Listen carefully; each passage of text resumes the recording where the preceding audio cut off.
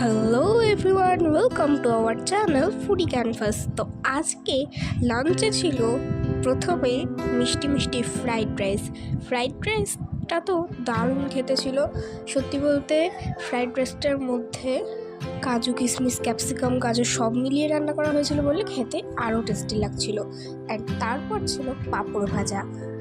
পাঁপড় খেতে তোমাদের কার কার ভালো লাগে না বলো তো। তারপর চলে আসলো আজকে শো স্টপার মাটন কষা। তো মাটনে আমাকে প্রথমেই দিয়ে দিয়েছিল একটা চর্বির পিস, বিকজ আমার চর্বি খেতে বেশ ভালো লাগে। অ্যান্ড তারপর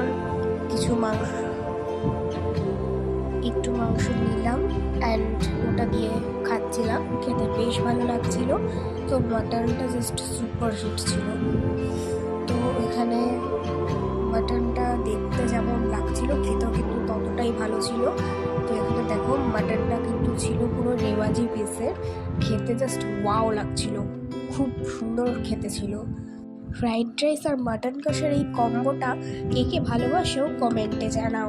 তারপর চলে আসলো আমড়ার চাটনি কিন্তু খেতে আমার মোটামুটি লাগে, বিকজ আমি আমড়া খেতে খুব একটা ভালোবাসি না।